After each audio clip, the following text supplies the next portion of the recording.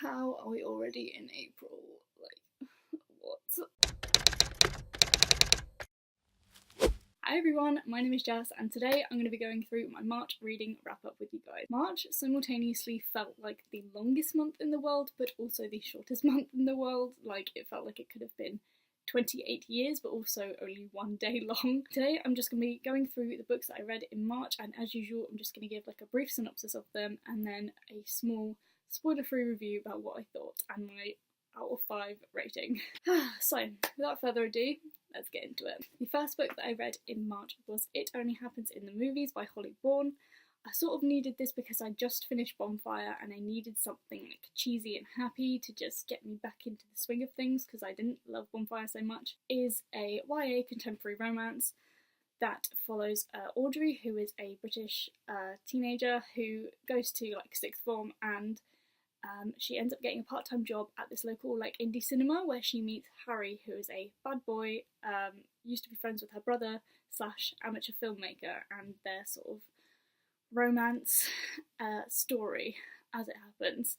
And I mean, it's not just that, there's a lot of stuff in there as well that I personally loved. I absolutely adored It Only Happens in the Movies. I read through it in literally less than 24 hours and I rated it 5 out of 5 stars. I just thought it was fantastic. I've never read anything by Holly Bourne before, and I definitely will after this because her humour was so on point. Everything about this book just had me laughing. It had me like crying a little bit as well. A lot of the things in it I found very relatable personally, so a lot of the storylines to do with Audrey's parents, her family situation was very relatable to me, and even the romance, like, it was very cheesy, but at the same time I liked how unconventionally it ended. I'm not going to give any spoilers, but I really liked the ending of this book, and I'm definitely going to be reading more by Holly Bourne because of it. I was blown away by how much I liked it. The second book that I read in March was They Both Die at the End by Adam Silvera, and They Both Die at the End basically takes place in a world where there's a company called Deathcast that calls you at midnight on the day you're going to die. So you have like a less than 24 hours warning of when you're going to die. And then we bring in Rufus and Mateo, who are 2 boys living in New York City at this time, and through another app called the Last Friend app, they meet and decide to spend their last day together because of complications with who they would normally spend their last day together with. I gave They Both Die at the End 5 stars as well. I absolutely adored this book. It made me laugh and it made me cry multiple times, which does not happen to me. I barely ever cry at books. This had me genuinely sobbing for, you know, minutes at a time. Like, I loved it so much. You think you're done with it, you think you're out of the woods with the crying, and then it just comes back in and ruins you again. But honestly, I loved it so much. The representation in this book was fantastic. There was like all sorts of representation I don't want to give away because it might be a spoiler, but I'm not sure. I can't even explain how good this book is, and I don't know how to describe how much I loved it, so please read this book if you haven't already. Side note, I'm very excited for Adam Silvera and Becky Albertalli's like co-writing project that they're doing. I think it's called What If It's Us or something.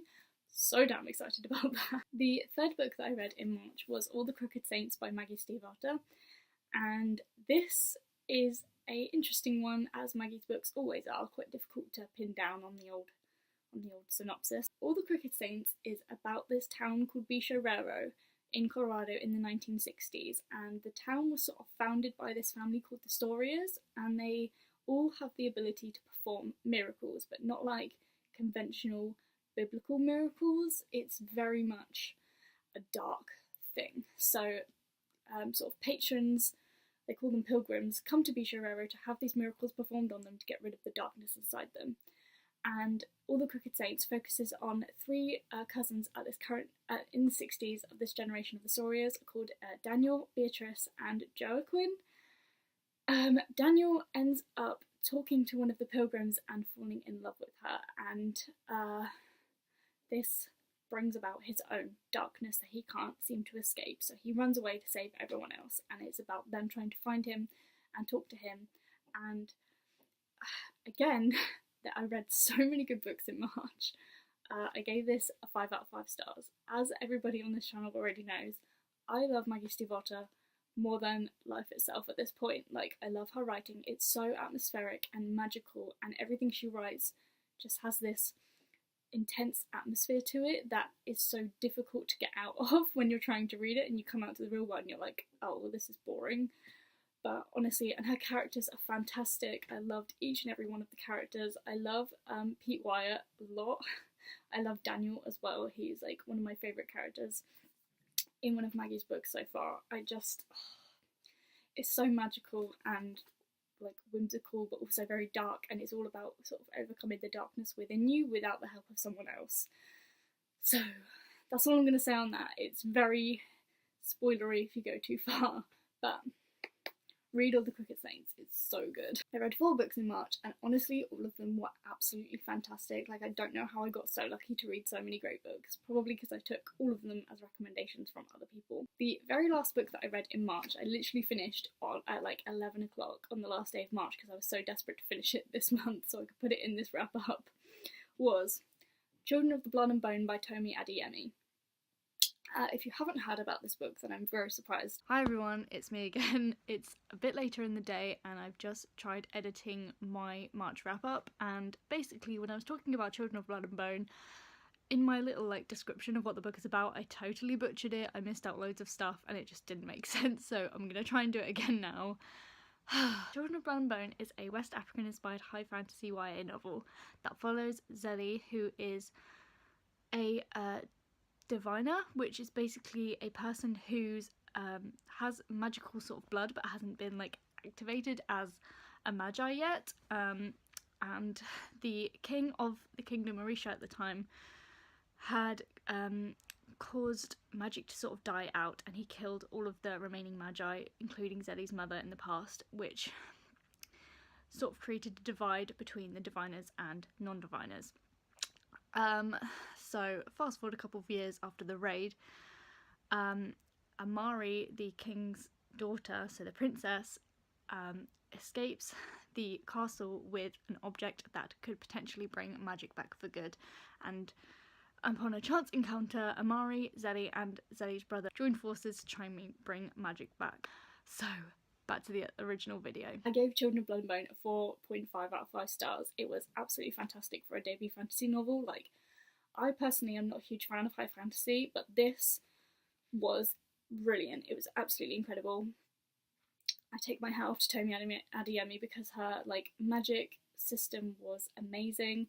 Her characters were extremely well fleshed out, and it felt like so much was happening. There was never a point where I was bored, and there was never a point where I was just like, oh, I want this to be over with now, because every single chapter was something was happening and it was amazing. There's so many great characters, there's so much adventure going on.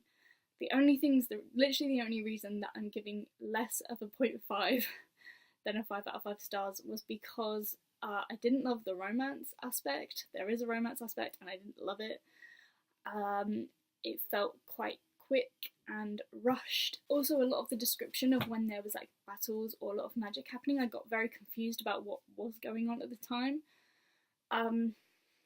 Which, you know, it's like nitpicky little things that for a debut novel really don't matter. Like, I found this absolutely brilliant and the world was so compelling, and I hope there's going to be a sequel because the ending was a bit weird and I want to find out what happens. And that was everything that I read in March. Yeah, if you read any of the same books as me in March, or if you've read them before and want to talk about them, please let me know in a comment. Also, if you like this video, give it a thumbs up and subscribe if you want to see more of my bookish content. And I think that's all I have to say. Have a great April, you guys, and I will see you next time. Bye!